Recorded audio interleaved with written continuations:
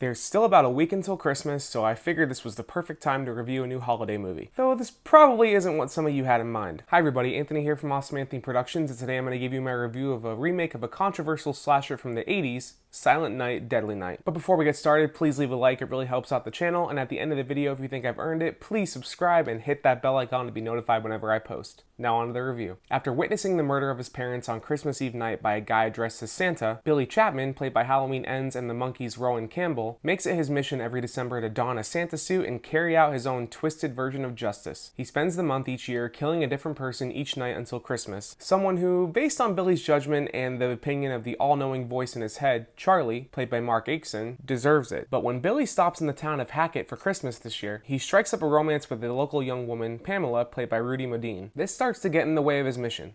And when Billy loses sight of his mission, he can really lose control. And once that suit goes back on, anybody could end up in his crosshairs. When I originally heard that there was a remake coming to such a goofy, iconic classic, I was very interested. But when I heard that not only was it coming from Cineverse, the distributor of the last two Terrifier movies, but that it was also going to be unrated, oh man, I wasn't missing this. And now, having seen it for myself, I can confidently say, it wasn't bad. The best part here, besides the true star of the movie, which are the kills, is the performance by our lead, Rowan Campbell. I say this as one of the many people who were pissed off by Halloween Ends, and the random introduction of Campbell as a Michael Myers Jr. of sorts, but honestly, I see a lot of what worked well for that character brought over here for Billy Chapman. Billy is unhinged, violent, and murderous, yes, but he's never straight up evil, and I think the movie, the script, and Campbell's performance really go above and beyond to make him sympathetic and surprisingly likable, which is a wild thing to say about a Santa-themed serial killer. Even if I don't know if it works as well as the movie thinks it does, it also helps that even with the nastier and more graphic kills, they very clearly show that every person that Billy kills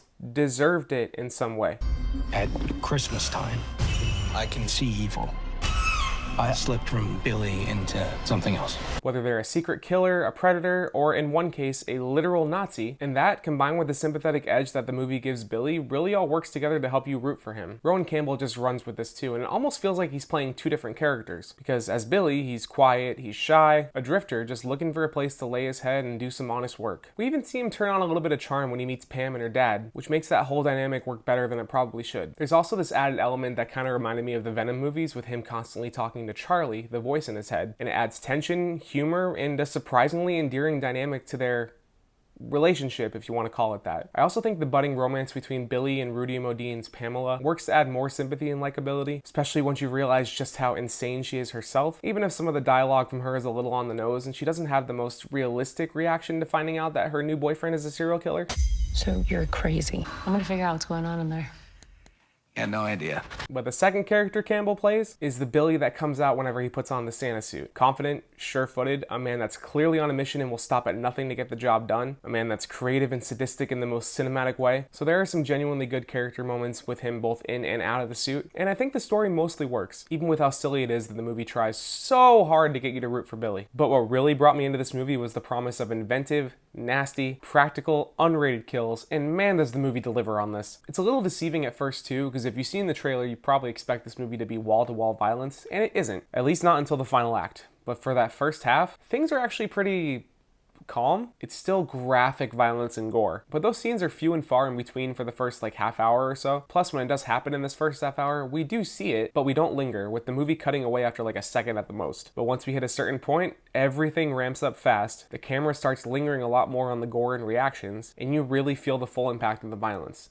And honestly, I loved it. Yes, I know, I'm sick and twisted, but if you've been on this channel for a while, you definitely know that, especially if you've seen my Terrifier reviews. Between Billy chopping his way through a secret Nazi rally with an axe, dropping a car on some dude, or using a hanging deer bust as a weapon, the kills here are shocking, fun, nasty as hell, and above all, completely practical. Seriously, outside of one effect that I think was purposefully cheesy, there is zero CGI on display here, and it just made my heart sing. All of these insane kills and small character moments lead up to a crazy climax that was actually surprisingly tense and effective. It also leads to an ending that, even though I saw where it was going a mile away, was still exciting and nasty enough to leave me pretty satisfied by the time the credits rolled. I also really dug the cinematography and editing here, because the movie has this grimy, pulpy feel to it while still having that 2025 polish. This helps it stand apart from the low-budget feel of the Terrifier movies, while still giving it that nostalgic slasher vibe that horror fans are just gonna eat up. The editing here isn't anything groundbreaking, but the use of insert shots and flashy name cards for who Billy's about to kill next really puts you in his shoes and keeps the energy up during the smaller moments. parts. That said, I really wish the script was stronger because we get Billy's full backstory pretty late into the movie, and besides that, we really don't know anything about him at all. Meanwhile, Pamela gets a lot more development than he does, even if her story is pretty cliche and a little on the nose at times. Some of the dialogue is pretty weak, especially the expositional lines and the banter between some of the characters, which had me rolling my eyes more than once. The strongest dialogue here is actually in Billy's head between Billy and Charlie, the voice I mentioned earlier, which always worked for me, feeling surprisingly clever and actually endearing at points. Lastly, and probably my biggest complaint, I never felt the point of the story, if that makes sense. While there's some character stuff and a growing romance here, there's never really a strong through line through any of it. Mostly just feels like a very thin plot designed to just connect these scenes of violence. I'll also say that I do appreciate that this movie isn't overly mean-spirited, not just relishing in nasty violence towards innocent people for the sake of violence like Terrifier. It gives you reasons to root for Billy and understand why he thinks he's justified, making sure to beat you over the head with the fact that he's killing bad people, but I just couldn't help but find it silly that this movie tries to make you think he's a vigilante anti-hero. I get it.